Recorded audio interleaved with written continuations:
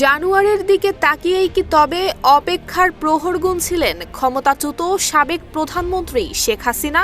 হয়তো এই জানুয়ারিতে ঘুরে গেলেও যেতে পারে ভাগ্যের চাকা।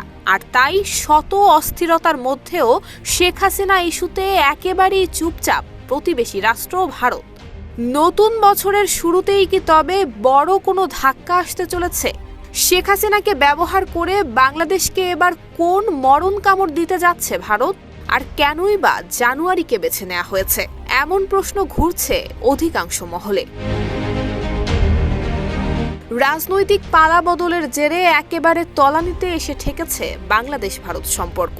সোনার ডিম পাড়া হাঁস শেখ হাসিনাকে জিম্মি করে এতদিন বাংলাদেশকে যে পুতুল নাচ নাচিয়েছে ভারত, তাতে বিঘ্ন ঘটায় এবার হাত ধুয়ে লেগেছে বাংলাদেশে অস্থিরতার বীজ বুনতে।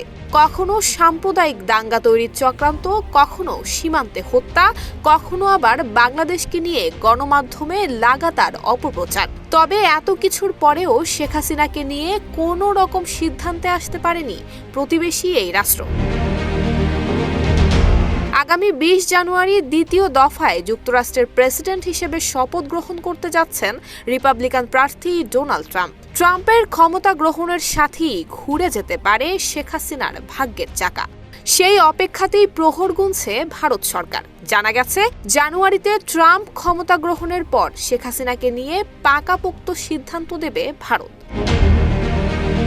কূটনৈতিক সূত্র বলছে, যুক্তরাষ্ট্রে বাইডেন প্রশাসন শুরু থেকেই বাংলাদেশে গণতন্ত্র এবং মানবাধিকার ইস্যুতে সরব এবং সক্রিয় ছিল। যুক্তরাষ্ট্রের পররাষ্ট্র দপ্তরের কর্মকর্তারা স্পষ্টভাবে জানিয়েছিলেন, বাইডেন প্রশাসন বাংলাদেশের সঙ্গে সম্পর্ককে ভারতের দৃষ্টিতে দেখে না। শেখ হাসিনা সরকারের শেষ কয়েক বছর যুক্তরাষ্ট্রের সঙ্গে টানাপোড়েন তৈরি হয়। গত ৫ আগস্ট শেখ হাসিনা সরকারের পতনের পর যুক্তরাষ্ট্র বাংলাদেশে অন্তর্বর্তী সরকারকে সমর্থন জানিয়ে আসছে।